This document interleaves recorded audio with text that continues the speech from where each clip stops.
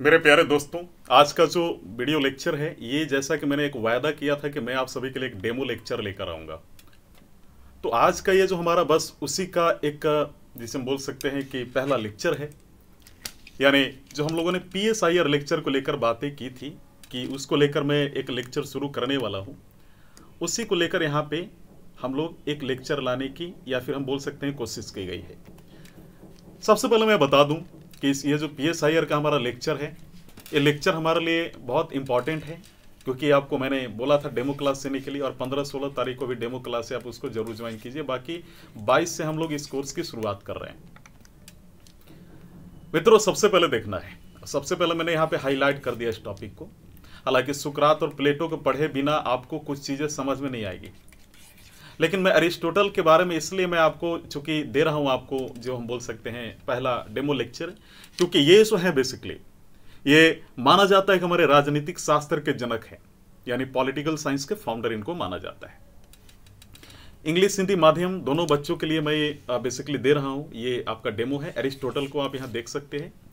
ठीक है मित्रों, मैं सबसे पहले शुरू करने से पहले मैं आपको बता दूं कि ये जो हमारा लेक्चर है, इस लेक्चर में ऑप्शनल का जो है ये पॉलिटिकल साइंस का, इसका हम लोग बैच बेसिकली 22 अप्रैल से शुरू करने वाले हैं। देखिए, पॉलिटिकल साइंस हर इंसान के डेली लाइफ से जुड़ा है। अगर कोई कह रहा है कि नहीं मेरे साथ नहीं जुड़ा है तो ये गलत है। हर एक सिविल सर्विस या सिविल सर्विसेज की मैं बात कर रहा हूँ तो PCS भी यहाँ पे आ चुका है। तो हर एक सिविल सर्विस एस्पायरेंट का ऑप्शनल जो है सब्जेक्ट, कुछ चीज़ों को देखकर उसको चूज करना चाहिए। और जो चीज सबसे ज्यादा इंपॉर्टेंट होता है किसी ऑप्शनल सब्जेक्ट के लिए, मैं मानता हूं कि टॉप स्कोरर अगर कोई सब्जेक्ट है तो political science and international relation, यानी राजनीतिक सिद्धांत या फिर हम विज्ञान बोल सकते हैं, और अंतर्राष्ट्रीय संबंधी है, क्योंकि ये स्कोरिंग एरिया है। ऐसा आप देखेंगे तो चाहे वो सिविल सर्विसेज हो या फिर PCS हो, लोग स्कोरिंग सब्जेक्ट इसको इसीलिए लेकर चलते हैं क्योंकि ये जो है टॉप 100 में आपको लाने की कैपेसिटी रखता है, if you will work hard, अगर आप कड़ी मेहनत करते हैं। इंटरेस्टिंग सब्जेक्ट है, पढ़ने में मजा आता है। और सबसे इंपॉर्टेंट बात की जो आप इसे पढ़ेंगे, इस ए से डायरेक्टली इस टॉपिक से आपका जो आप पढ़ेंगे उससे आएगा। आपका पेपर 2 का बहुत सारा पार्ट कवर कर देगा। बहुत इंटरेस्टिंग सब्जेक्ट है जो आपकी कैपेबिलिटी को टेस्ट करता है और हर एक करंट अफेयर के टॉपिक को स्टैटिक से जोड़ता है जो कि सिलेबस में दिया है। यानी यह एक बहुत ही दिलचस्प विषय है जो समकालीन मुद्दों के साथ स्थिर ज्ञान को एकीकृत करने की आपकी क्षमता का परीक्षण करता है। प्यारे मित्रों, it has a huge overlap with GS syllabus in prelims means both, that is जैसे यह prelims और मेंस दोनों में GS सिलेबस के साथ बहुत बड़ा ओवरलैप है। जैसे प्रीलिम्स और अगर आप सिलेबस की बात करें तो पॉलिटी और इंटरनेशनल रिलेशन के जो आपकी सिलेबस में, जो प्रीलिम्स के सिलेबस में जो पार्ट है वहां से मैच करता है।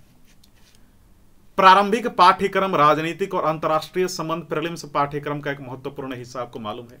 अगर आप मेंस GS सिलेबस की बात करें तो आप देखेंगे कि GS1, GS2, GS3 and GS4 में freedom struggle, social issue, constitution, polity, social justice and international relation, security, environment and moral thinkers and philosophical part जो है ये जनरली आता है।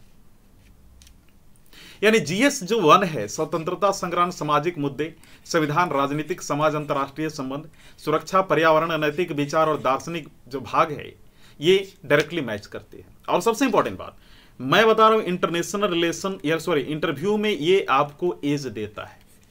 इंटरव्यू में काफी ज्यादा आपको यहीं से चीजें पूछी जाएंगी, तो हम यूं नहीं कह सकते हैं कि हमारे लिए इंपॉर्टेंट नहीं है। और जैसा कि मैंने बोला है कि 22 अप्रैल से अगर मैं क्लास शुरू करता हूं तो 15 मई तक तो मैं क्या आपको पढ़ाऊंगा जो आपका प्रीलिम्स को, सिलेबस को कवर कर रहा है। फ्रीडम स्ट्रगल भी आता है आपके एग्जाम में, प्रारंभिक परीक्षा में पूछता है, यहां से कॉन्स्टिट्यूशन से भी पूछता है, पॉलिटी से भी पूछता है, IR से भी पूछता है, इन्वायरमेंट से भी पूछता है। तो ये तो मैं पढ़ा सकता हूं ना अभी, ठीक है ना। तो ये चीज आपको समझनी है।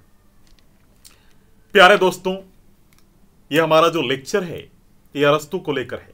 देखिए, अरस्तु के बारे में मैं बताने से पहले बता दूं कि अरस्तु को माना जाता है कि वो बहुत दिमाग के तेज इंसान थे।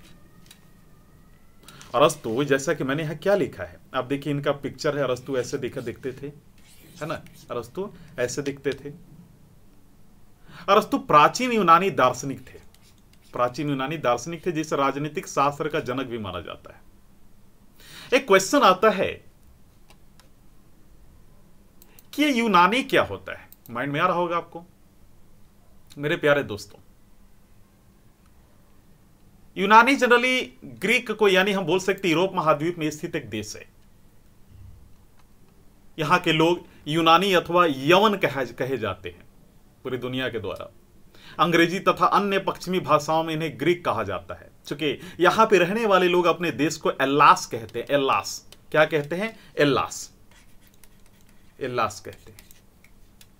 यह भूमध्य सागर के यानी मेडिटेरेनियन सी के उत्तर पूर्व में हम यूं कह सकते हैं कि स्थित द्वीपों का समूह है, जिसको आर्चिपेलागो हम लोग बोलते हैं। प्राचीन यूनानी लोग इस द्वीप में अन्य कई क्षेत्रों में या फिर अलग अलग एरियाज में गए, जहां वे आज भी एक माइनॉरिटी के रूप में एग्जिस्टेंस है, यानी माइनॉरिटी अल्पसंख्यक के रूप में मौजूद है। जैसे मान लीजिए तुर्की हो गया, मिस्र हो गया, पश्चिमी यूरोप हो गया, ये सब। तो मेरा कहना है कि यूनानी भाषा ने आधुनिक अंग्रेजी तथा अन्य यूरोपीय भाषाओं, यानी अलग अलग जो यूरोपीय लैंग्वेजेस हैं, उनको कई अलग अलग टर्म्स दिए हैं, शब्द दिए हैं। तकनीकी क्षेत्रों में इनकी जो श्रेष्ठता का कारण है, इनकी जो सुपेरिटी का जो रीजन है, और टेक्निकल एरियाज, तकनीकी क्षेत्र के कई यूरोपीय शब्द ग्रीक भाषा के मूलों से बने हैं, और इसके कारण ये प्यारे मित्रों अन्य भाषाओं से भी अलग आ गए हैं। अब हम लोग चूंकि हमारा जो सब्जेक्ट है, हमारा जो सब्जेक्ट है, उस पे हम लोग आते हैं। हम लोग थे अरिस्टोटल में। तो मैंने क्या बोला कि ये बेसिकली इनको माना जाता था कि राजनीतिक शास्त्र का जनक, और वह महान दार्शनिक प्लेटो का शिष्य भी थे, जो विश्व प्रसिद्ध योद्धा एवं सम्राट सिकंदर यानी अलेक्जेंडर द ग्रेट जिसे आप बोलते हैं, उनका महान गुरु भी थे। ये कौन? अरस्तु, अरिस्टोटल थे। तो यहां पे आप देख सकते हैं कि प्लेटो के शिष्य हुए, यानी प्लेटो के स्टूडेंट कौन हुए? प्लेटो स्टूडेंट अरिस्टोटल हुए, यानी अरस्तु, यानी और अरस्तु के जो स्टूडेंट हुए कौन हुए? सिकंदर। लेकिन Sikandar was not a philosopher. Sikandar कोई दार्शनिक नहीं थे, कोई ये पॉलिटिकल साइंस की उन्होंने लेकर कुछ चीजें नहीं बोली हैं। ये चीज बहुत ध्यान देने योग्य बात है। सुकरात ने पढ़ाया प्लेटो को, और प्लेटो ने पढ़ाया अरिस्टोटल को, और अरिस्टोटल ने पढ़ाया सिकंदर को, जो कि सिकंदर एक दुनिया का विजेता बना। आपने सुना भी होगा, पूरे विश्व पे उसने राज किया, एक समय था।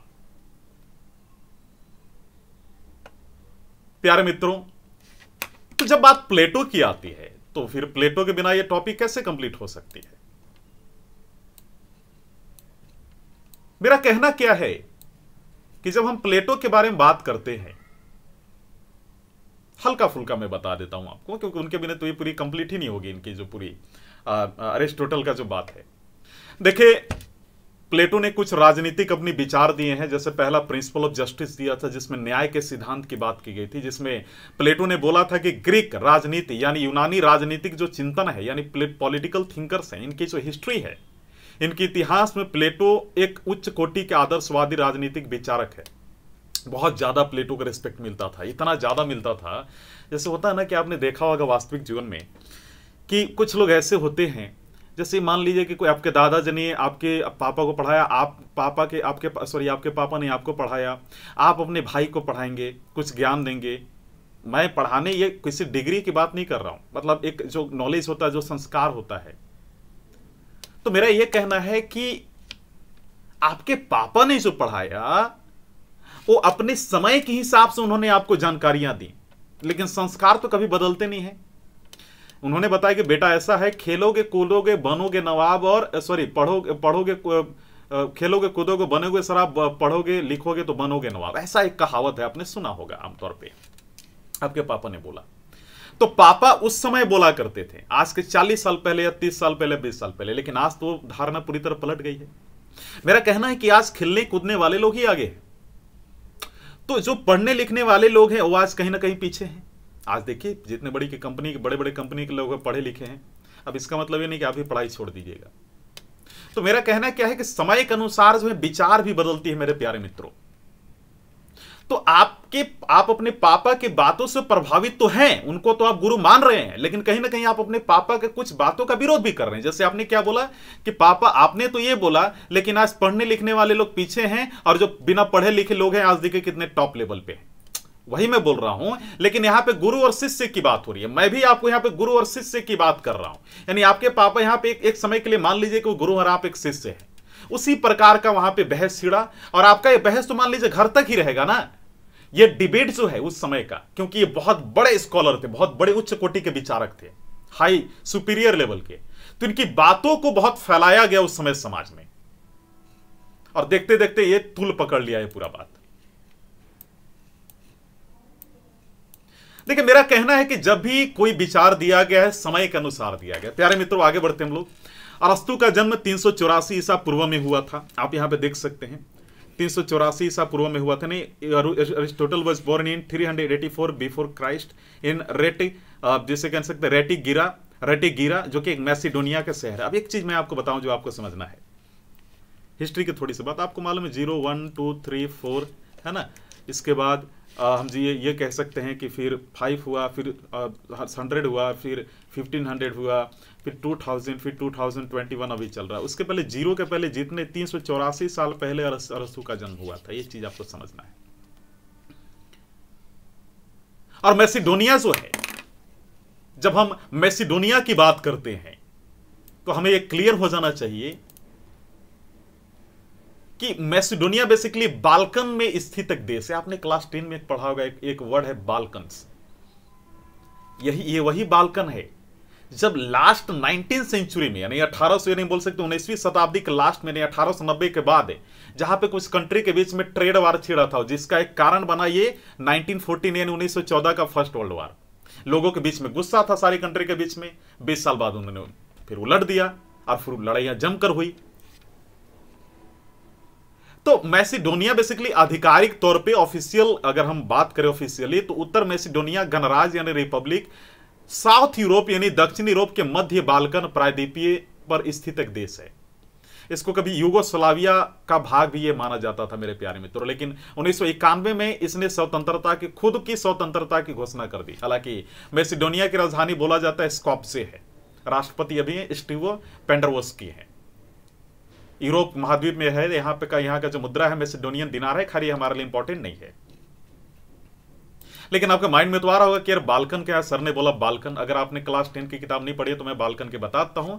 बाल्कन बेसिकली मेरे प्यारे दोस्तों प्रायद्वीपीय दक्षिणी पूर्वी यूरोप का एक क्षेत्र है, यानी साउथ ईस्ट यूरोप का एक एरिया है, जो जियोग्राफिकली और भौगोलिक तथा हम बोल सकते हैं हिस्टोरिकली पर्सपेक्टिव से, ऐतिहासिक दृष्टिकोण से अपना अलग पहचान बना चुका है। इसका कुल क्षेत्र लगभग हम यूं कह सकते हैं कि 5,50,000 वर्ग किलोमीटर तथा जनसंख्या लगभग हम यूं कह सकते हैं कि 5 करोड़ या फिर 6 करोड़ के आसपास है। मेरे प्यारे दोस्तों, जो मैं अभी आपको बताने वाला हूं, जो हम लोग अभी एरिस्टोटल को लेकर बेसिकली डिस्कस कर रहे थे, तो इनका जन्म हुआ रेटिगिरा में। उसके पिता जो थे मैसिडोन के राजा, किसका, जो सिकंदर महान के पितामह राजवैद्य थे। उसके पिता मैसिडोन के राजा, यानी किसके पिता, आपको समझना, अरस्तु के जो फादर थे, द फादर ऑफ अरस्तु। तो अरस्तु के जो फादर थे, जो पापा थे, वो मैसिडोन के जो राजा थे। मैसिडोन जो मैंने अभी बोला, वहां के जो किंग था। तो सिकंदर महान के पितामह जो उस समय के जो राजा थे, सिकंदर जो अलेक्जेंडर द ग्रेट के फादर थे उस समय के वहां के राजा, वहां पे ये राजवैद्य थे। राजवैद्य समझते हैं, जो हम बोलते हैं ना जिसको फैमिली डॉक्टर, तो रॉयल डॉक्टर भी एक होते थे, तो राजवैद्य थे, ये दवाइयों का काम करते थे। तो इससे तो साफ जाहिर हो जाती है कि अरस्तु का जो पालन पोषण है वो भी औषधियों के गंध से महकते हुए वातावरण में हुआ। नहीं, जहां पे अरस्तु का जन्म हुआ उसके अगल बगल अरस्तु ने, हम बोल सकते हैं, मेडिसिन को काफी करीब से ऑब्जर्व किया, जहां उसे वैज्ञानिक दृष्टिकोण यानी साइंटिफिक पर्सपेक्टिव विकसित करने के लिए एक उचित अवसर और प्रोत्साहन मिला। मेरे प्यारे दोस्तों, जब 17-18 साल का एज हुआ इनका, 1 सेकेंड रुक जाएंगे, जब 17-18 साल का, देखिए 1 सेकेंड यहां पे देखिए, जब 17-18 साल का एज हुआ था इनका, किसका हम बोल रहे हैं, अरिस्टोटल का, तो उसमें एथेंस जाकर प्लेटो की छत्र छाया में, प्लेटो के छत्र छाया में दर्शन शास्त्र का अध्ययन किया। कौन? अरिस्टोटल ने एथेंस में जाकर किया। और एथेंस स्पार्टा का आपने नाम सुना होगा, यह भी यूरोप में है, यानी ग्रीस में एक कंट्री है। देखिए, जब आप यूरोप की अगर आप देखेंगे मानचित्र देखेंगे तो कुछ आइलैंड्स हैं, जैसे ग्रुप ऑफ आइलैंड, जैसे आर्किपेलागो के नाम से जाना जाता है ना। तो उसी में जो है ये आपका एथेंस एंड स्पार्टा मिल जाएगा। इसकी बहुत बड़ी इंटरेस्टिंग स्टोरी है, इसके बारे में हम लोग पढ़ेंगे। तो एथेंस में चूंकि रहा करता था प्लेटो। अब प्लेटो का नाम भी बहुत था, चूंकि जो इनके फादर थे रॉयल डॉक्टर थे, काफी बड़ी पोस्ट होती है, अच्छी खासी सैलरी थी, अच्छी खासी इनको पक्ष मिलती थी, अलाउंसेस मिलती थी, सुविधाएं मिलती थी, तो इनको तो पैसे की कमी नहीं थी। इन्होंने अपने बेटों को वहां पढ़ने के लिए भेजा। इनको लगा कि मेरा बेटा जो है बचपन से ही बहुत पढ़ने में तेज है, तो क्यों ना इनको ऐसे शिक्षक के पास भेजा जाए तो खुद ही बहुत बड़ा ज्ञानी हो। आपके साथ भी ऐसा होता होगा ना, आप ऐसे थोड़े जाएंगे ऐसे कोई बेवकूफ मास्टर के पास। अरे आप भी तो उसी के पास जाएंगे ना जिसके पास अच्छा अनुभव हो, अच्छी नॉलेज हो, अच्छी पकड़ हो किसी सब्जेक्ट में। जैसे आप मेरे पास आ रहे हैं तो मुझे अच्छी पकड़ है, तभी तो मैं आगे बढ़ा आपको पढ़ाने के लिए, तो आप भी तो उसी के पास जाएंगे। तो मेरे प्यारे मित्रों, ये मेरा कहने का मतलब है कि प्लेटो उसकी कुशाग्र बुद्धि से इतना प्रभावित था। जैसे आप मान लीजिए आप मेरे पास आते, मुझे लगता है कि अरे यार ये बच्चा बहुत तेज है, मालूम चल जाता है एक दो लेक्चर में। तो वैसे ही मालूम चला प्लेटो को कि यार अरिस्टोटल बहुत तेज लड़का है। अभी तक जितने भी छात्र हुए मेरे, उतना तेज बच्चा मैंने अभी तक देखा नहीं। और इतना प्रभावित था वो कि अरस्तु को अपने अकादमी का मस्तिष्क तक घोषित कर दिया था। मस्तिष्क समझते हैं, द माइंड ऑफ एकेडमी, यानी सबसे तेज लड़का मेरे इंस्टीट्यूशन का, द इंटेलिजेंट बॉय। वैसे अरस्तु ने आगे चलकर अपना जो चिंतन है, अपना जो थिंकिंग है, इंडिपेंडेंट जो हम बोल सकते हैं डायरेक्शन, यानी स्वतंत्र दिशा में विकसित किया। मतलब अपना जो सोच लेकर आगे बढ़ा, अपनी जो रचनाएं की वो अपनी सोच के अनुसार किया उसने।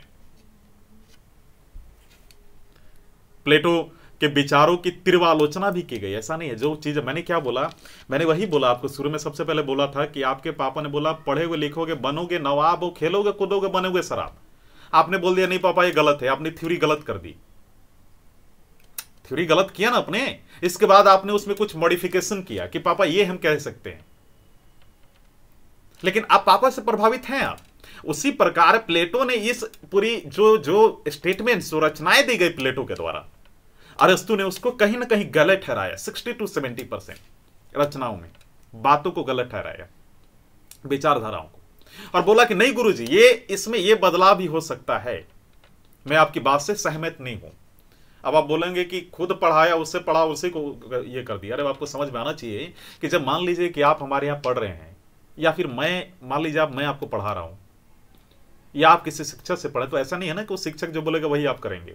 आप अपने दिमाग भी तो लगाएंगे। तेज बच्चों का यही तो लक्षण होता है कि कुछ अलग हटकर सोचता है वो। तो चीजों को जब इन्होंने बोल सकते हैं कि रिसर्च किया, संशोधन किया, तो इनको मालूम चला कि नहीं यहां पे ये स्टेटमेंट गलत है, हमें ये गलत कहना होगा, क्योंकि आखिरकार हम समाज के लिए कुछ करने जा रहे हैं, एंड वी आर स्कॉलर्स। ये भी था उनके अंदर कि मैं एक तेज बुद्धि का एक छात्र हूं, मेरा सोच ये कहता है कि ये हो सकता है, हमारे गुरुजी ये बोल रहे हैं, सो ये कहीं ना कहीं गलत है। बहुत बड़ा आलोचना इसने किया। फिर भी उसके विचारों पर प्लेटो की अमिट छाप है, यानी प्लेटो की बातों से बहुत प्रभावित है। लेकिन मेरे प्यारे दोस्तों ये भी मानना होगा कि इसका मतलब ये नहीं कि प्लेटो बेवकूफ था। अब जैसे क्या है कि बीजेपी या कांग्रेस की अगर हम एग्जांपल लेते, हो सकता है बीजेपी की अब बातों से सहमत ना हो सकता है कि अब कांग्रेस की बातों से सहमत ना हो, लेकिन क्या इन लोग बेवकूफ हैं? सब काफी पढ़े लिखे लोग यहां पे शामिल है। हो सकता है कि आप किसी शिक्षक की बातों से ना हो प्रभावित, लेकिन क्या वो बेवकूफ है? नहीं। ये हो सकता है कि आपकी जो सोच है वो कुछ अलग है, लेकिन उस बंदे ने जो बोला, उस बंदे का जो आइडियोलॉजी है वो भी एक जगह पे सही है। तो और जैसा कि मनुष्य अनुभव से सिद्ध होता है, एक्सपीरियंस से प्रूफ करता है कि दो प्रतिभावान, दो सुपीरियर, दो टैलेंटेड जो बंदे हैं, व्यक्ति हैं, कभी एक मत नहीं होते हैं। यह वैसे ही बात हो गई मेरे प्यारे दोस्तों, जैसे एक जंगल में दो शेर नहीं रहते हैं। प्लेटो अरस्तु काफी टैलेंटेड बंदे थे। कुछ समय बाद मैसिडोन के राजा, जिनका नाम था फिलिप, जो सिकंदर के पापा थे, फिलिप नाम ध्यान दीजिएगा, फिलिप, मैं लिख देता हूं फिलिप। तो ये जो इनके पापा थे, उन्होंने अरस्तु को सिकंदर की शिक्षा के लिए अपने राज दरबार में आमंत्रित किया। देखिए पहले बात समझिए, इनके पापा राज वैद्य थे, रॉयल डॉक्टर थे। वो काम किए करते थे सिकंदर के पापा के यहाँ पे, उनके राजमहल में। अब जब इनका बेटा यानी अरस्तु, ध्यान देना है कि मैं क्या कह रहा हूं कि इनका बेटा जो अरस्तु है, अरस्तु को जब इन्होंने पढ़ने के लिए वहां भेजा प्लेटो के पास, तो अरस्तु को नॉलेज आ गया, चूंकि टैलेंटेड बंदा था। तो राजा फिलिप ने अरस्तु यानी अरस्तु के पापा को बोला कि अरस्तु को बोलिए कि यहां पे आए और मेरे बेटे को पढ़ाए, सिकंदर को, क्योंकि उससे पढ़ना चाहता है, उसकी बातें समझ में आती हैं। अब कभी मिले होंगे तभी तो इनकी बातें ये है।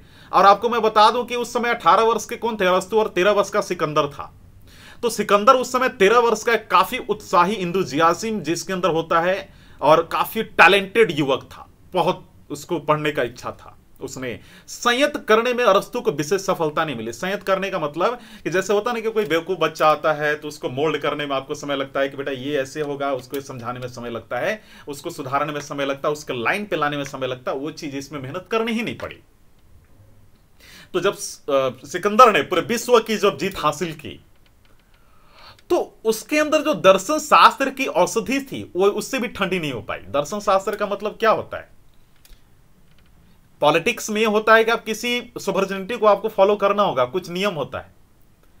लेकिन जब अरस्तु से पढ़ने के बाद जब उसकी पूरी शिक्षा संपूर्ण हुई, कंप्लीट हुआ, फिर भी सिकंदर का मन नहीं भरा। उसने उसको प्रैक्टिकली उतर कर, चूंकि जैसे अरिस्टोटल ने प्लेटो की बात को कुछ नकार कर अपनी थ्योरी विकसित की, और ये थ्योरी थ्योरेटिकली ही रह गई, सैद्धांतिक ही रह गई, किताबों में ही रह गई, उसी प्रकार जो आपका अरिस्टोटल ने पढ़ाया इसको, ये क्या बोलते सिकंदर को, सिकंदर ने उसको जमीन पर उतार दिया, लेकिन वो अपने तरीके से उतारा,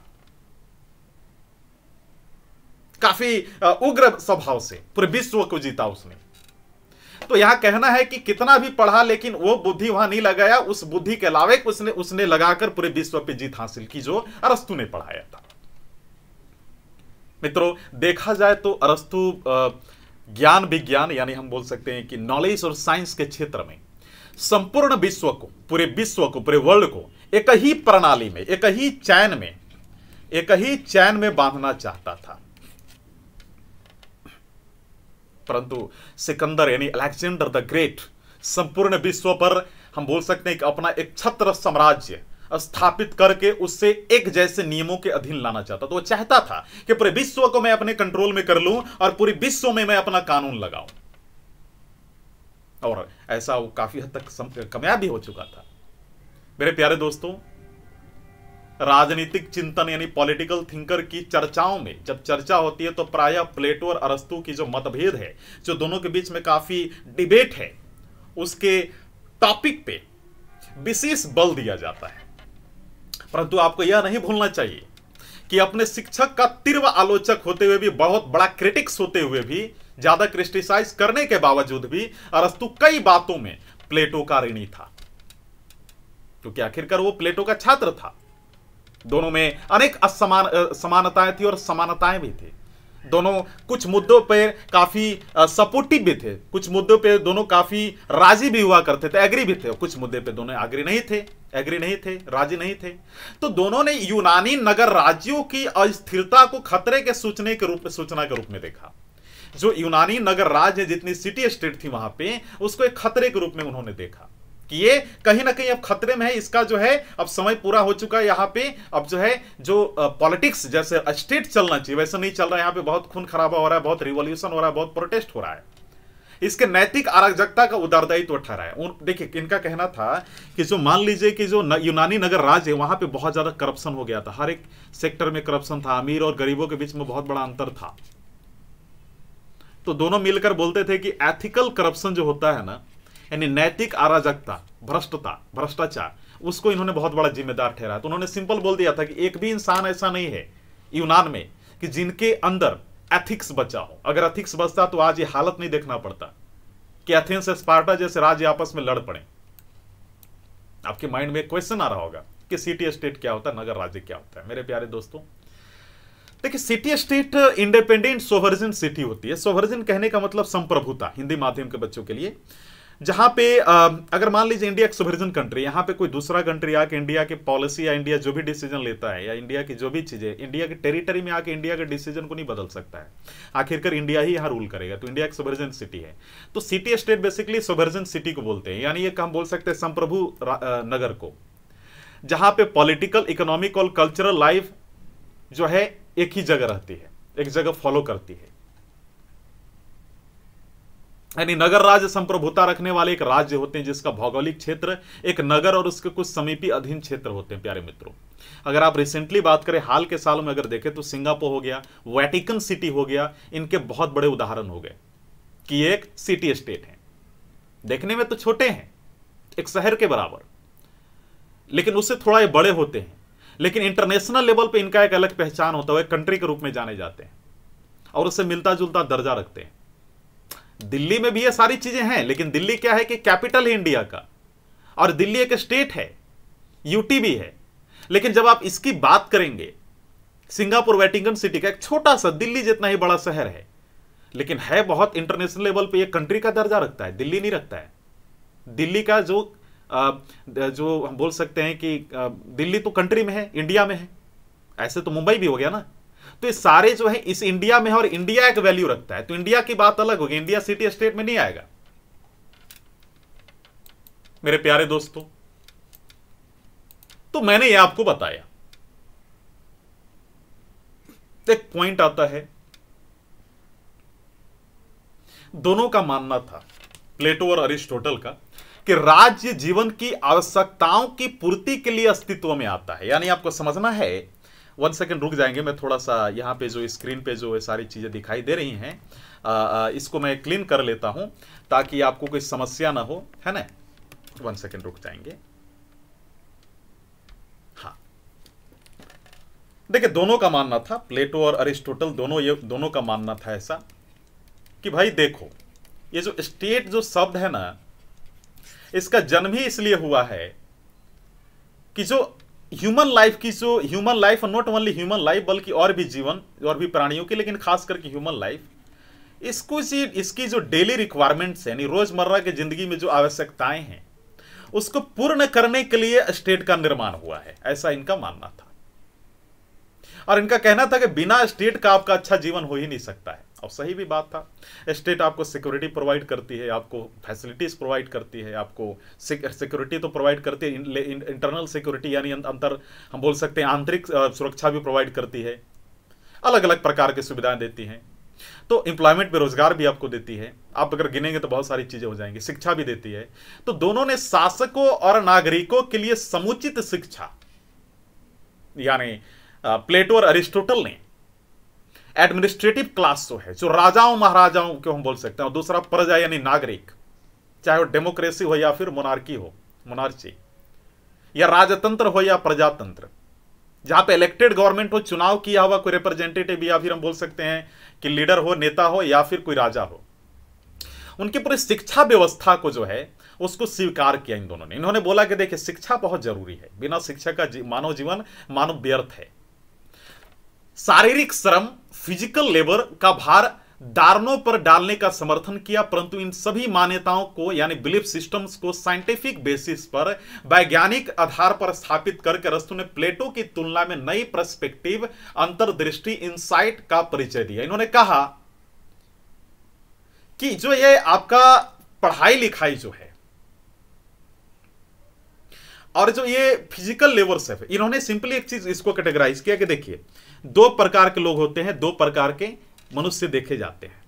एक जो माइंड के बेसिस पे काम करते हैं, एक जो होते हैं फिजिकल कैपेसिटी के बेसिस पे काम करते हैं। यानी इनकी थ्योरी देने से पहले लोग ये मानते थे कि माइंड से राजा काम करता है, यानी जिसके पास दिमाग है और राजा है, एडमिनिस्ट्रेटिव क्लास में है, प्रशासकीय वर्ग में है, और जिसके पास बल है वो लेबर है। यानी इसका प्राकृतिक रूप से इसको लेबर ही बना के भेजा गया, इसको बल देकर भेजा गया है कि तुम काम करना, लेबर वाला, श्रम वाला काम करना। लेकिन जब इन दोनों ने थ्योरी दिया तो सिंपल बोला कि भाई देखो, एजुकेशन तो सबके लिए इंपॉर्टेंट है। आप ये बताइए कि कुछ ऐसे लोग भी हैं एडमिनिस्ट्रेटिव क्लास में, प्रशासनिक वर्ग में, कि जिनके पास बल तो है लेकिन बुद्धि नहीं है, फिर भी वो प्रशासनिक क्लास में है, प्रशासनिक वर्ग में, एडमिनिस्ट्रेटिव क्लास में है। और कुछ ऐसे लोग हैं जिनके पास बुद्धि है लेकिन बेचारे के पास बल नहीं है, और हो सकता है बुद्धि बल दोनों है फिर भी वो लेबर क्लास में यानी श्रम वर्ग में है। तो ये तो चीज गलत हो रही है ना। फिर ये तो फिर आप यहां पे भेदभाव कर रहे हो, डिस्क्रिमिनेशन कर रहे हो। तो इसके लिए सबसे बेहतर यह है कि आप इन चीजों को पहचाने के कौन, अगर आप ये चीज ही लेकर चल रहे हैं, ये थ्योरी अगर आप लेकर चल रहे हैं, तो जिनके पास बुद्धि है अगर लेबर क्लास में भी तो आप उठाइए ना, उठाकर आप प्रशासनिक वर्ग में डालिए, एडमिनिस्ट्रेटिव क्लास में। आज जो एडमिनिस्ट्रेटिव क्लास में जो बेवकूफ लोग भरे पड़े हैं, जिनके पास बल है बुद्धि नहीं है या दोनों नहीं है, उनको डालिए नीचे। सिर्फ इसलिए कि हमारा बेटा है इसलिए आप उनको कुछ नहीं करेंगे, हमारे संबंध में लगता है इसलिए आप उनको कुछ नहीं करेंगे, ये तो गलत है। प्रकृति ने तो सबको बराबर बनाकर भेजा है ना। ऐसा थोड़े प्रकृति की नजर में तो राजा हो या फिर प्रजा सब तो बराबर है। तो उन्होंने यही बोला कि देखिए अगर आप इस थ्योरी को नहीं फॉलो करते तो हमारी बात मानिए, और इनकी बात माननी ही थी क्योंकि प्लेटो और अरिस्टोटल उस समय के बहुत बड़े स्कॉलर थे। इन्होंने सुझाव दिया कि देखो चाहे वो आपका लेबर क्लास के हो, चाहे वो एडमिनिस्ट्रेटिव क्लास का हो, शिक्षा सभी के लिए इंपॉर्टेंट है। वो अलग बात है जिसको कार्य करने में, लेबर वाला कार्य करने में मन लग रहा है उसको कार्य करवाइए, जिसके पास बुद्धि नहीं है उसको उस सेक्टर में डालिए। तो इन्होंने शिक्षा को महत्वपूर्ण समझा है दोनों के लिए, ठीक है ना। ये चीज आप थोड़ा ध्यान देना मेरे प्यारे दोस्तों। अरस्तु की अगर हम बात करें राजनीतिक सिद्धांतों का, तो दार्शनिक आधार यानी philosophical basis of Aristotle political principle की अगर आप बात करें, तो प्लेटो और अरिस्टोटल की बातों में कुछ चीजें आपको देखने को मिलेगी। देखिए ये जो पॉइंट यहां पे है, प्लेटो और अरिस्टोटल, तो प्लेटो और अरिस्टोटल की जो दार्शनिक आधार है, जो राजनीतिक सिद्धांत है, जो पॉलिटिकल थ्योरी है, उसके बारे में कुछ बातें करते हैं हम लोग। आपको मालूम है कि प्लेटो का अलग विचार था, अरस्तु का कुछ अलग था, लेकिन कुछ मुद्दों पे ये दोनों अपना जैसे हम बोल सकते हैं कॉमन थिंकिंग भी रखते थे। कुछ चीजों में अरस्तु ने प्लेटो की बातों को पूरी तरीके से आलोचना की, क्रिटिसाइज किया। तो ऐसी बहुत सी बातें थीं जिन्होंने अरस्तु को, प्लेटो से हम बोल सकते हैं कि शिष्य को अपने गुरु से थोड़ा डिफरेंस बनाया, थोड़ा डिफरेंट बनाया। उनके जीवन के प्रति दृष्टिकोण बिल्कुल भिन्न था। उनका जो जीवन है अरस्तु का, अरस्तु जीवन को लेकर, लाइफ को लेकर अलग तरीके से सोचते थे और प्लेटो अलग तरीके से सोचते थे। अरस्तु मानते थे कि विश्व की परिकल्पना भिन्न है, यानी जिस प्रकार से सोच है अरस्तु ये प्लेटो का जीवन को लेकर, उस प्रकार की सोच मेरी नहीं है। जैसे मैंने क्या बोला, कुछ मुद्दों पर ये कॉमन थिंकिंग रखते थे। तो कौन सी, शिक्षा वाला मुद्दा जो था, जो राजा और जो एडमिनिस्ट्रेटिव क्लास और जो लेबर क्लास यानी जो प्रशासकीय वर्ग और जो श्रम वर्ग है, दोनों के लिए इन्होंने बोला था कि शिक्षा की जरूरत है, तो ये कॉमन थिंकिंग था। लेकिन कुछ मुद्दों पर ये डिफरेंट थे। इनकी कार्य पद्धतियां यानी वर्क जो थ्योरी है वो अलग अलग थी।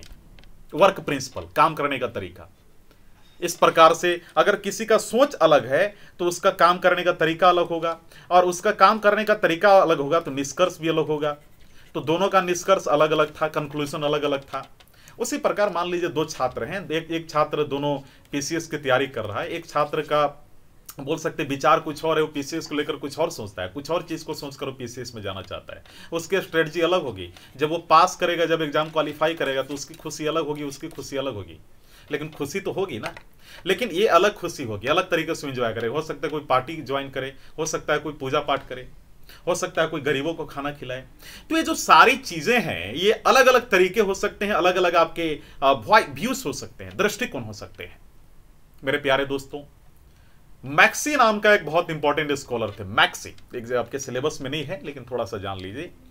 बीच बीच में ऐसे आपके स्कॉलर बीच में कूद जाएंगे, जो बीच में बोल देते हैं। उतने फेमस नहीं थे, लेकिन फिर भी इन्होंने बोला था। प्रोफेसर मैक्सी थे ये।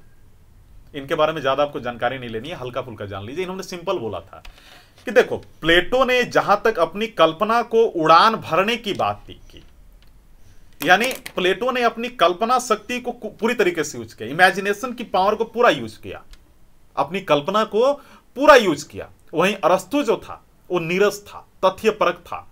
अरस्तु जो सामने देखता था उसी पे चर्चा करता था, वो फालतू का कल्पना नहीं करता था। जहां प्लेटो वाचाल था, बहुत बोलता था, बहुत बोलने का मतलब कि चीजों को बोलता था और उसको एक्सप्लेन करता था। वहीं अरस्तु स्पष्ट वक्ता था। प्लेटो बोल तो देता था कि हम ये करेंगे, यूटोपिया निर्माण करेंगे। यूटोपिया मतलब राम राज्य, जहां पे हर कोई खुशी हो। क्या राम राज्य पॉसिबल है मेरे प्यारे मित्रों? अभी नहीं है ना। मतलब जहां पे सब अच्छा हो, सब चीज परफेक्ट हो, ये पॉसिबल है? नहीं है। प्लेटो ऐसा सोचता था। तो ये वैसी चीजें सोचता था जो कहीं ना कहीं पॉसिबल नहीं है। हाँ, पॉसिबल हो सकती है अगर पूरे समाज उसमें निर्माण करने में लगे, लेकिन ये बहुत डिफिकल्ट है, बहुत डायनेमिक है, बहुत कठिन कार्य है। लेकिन अरस्तु कहता था भाई उतना क्यों कूद रहे हो, जो सामने है उस पर फोकस करो ना, क्यों फालतू का सोचना है।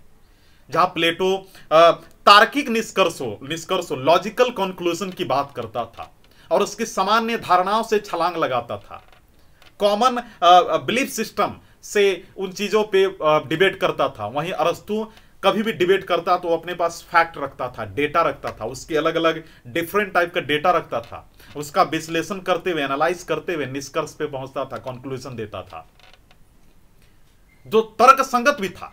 अगर मान लीजिए मैं दो टीचर हैं, आपको दो टीचर बता रहे हैं कैसा है कि हम खाना इसलिए खाते हैं क्योंकि हम जो है हमारा दिमाग तेज होता है, हम एक सुपर पावर हम अचीव कर सकते हैं, अगर खाना खाते रहे तो हम कभी नहीं मरेंगे।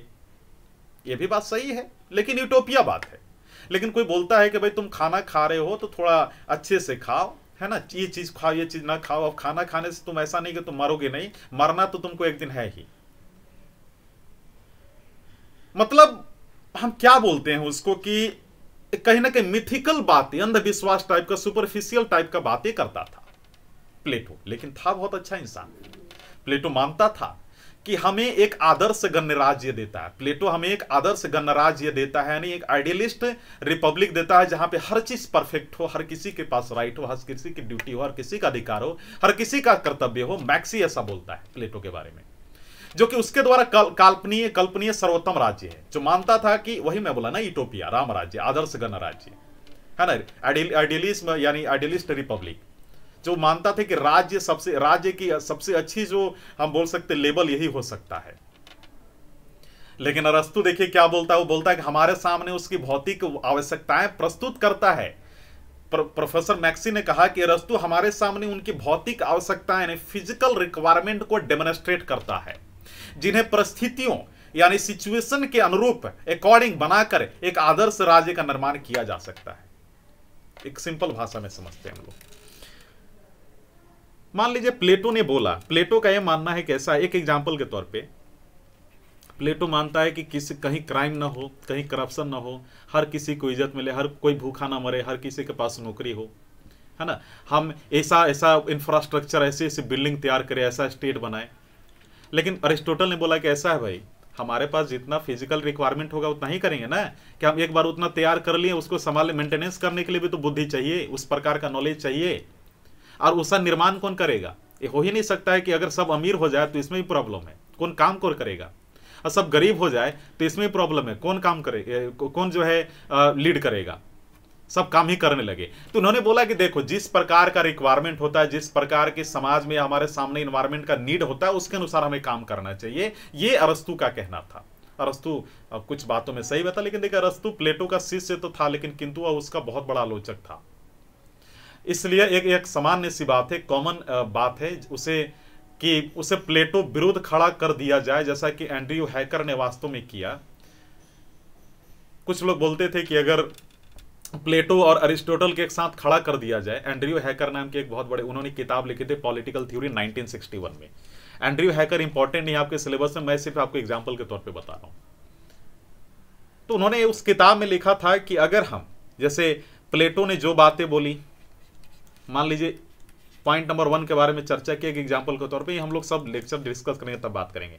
अरिस्टोटल ने भी पॉइंट नंबर 1 को लेकर कुछ, यानी ए स्टेटमेंट को लेकर कुछ बात की अरिस्टोटल ने भी। तो प्लेटो ने जो बोला, अरिस्टोटल ने उसमें थोड़ी सी डिफरेंस ला दी, तो प्लेटो की बातों के अगेंस्ट इनकी बातें खड़ी होंगी, उसके खिलाफ। तो कुछ लोगों ने इसका मजाक उड़ाया था। लेकिन खैर, आपको, मुझे उम्मीद है कि आपको ये लेक्चर पसंद आई होगी। हम लोग इसी लेक्चर को एंजॉय करते रहेंगे। मुझे उम्मीद है कि आप जरूर डेमो क्लास को अटेंड करेंगे मेरे प्यारे दोस्तों। जैसा कि मैंने वादा किया, मैं सारा पूरा करूंगा। आप ज्वाइन करें, मुझे उम्मीद है अगर आपको वीडियो लेक्चर पसंद आई हो तो आप वीडियो लेक्चर को जरूर लाइक करें और सब्सक्राइब करें। वीडियो देखने का धन्यवाद मेरे प्यारे मित्रों। अच्छा, अगर किसी प्रकार की कोई समस्या हो तो आप कमेंट सेक्शन में लिख सकते हैं।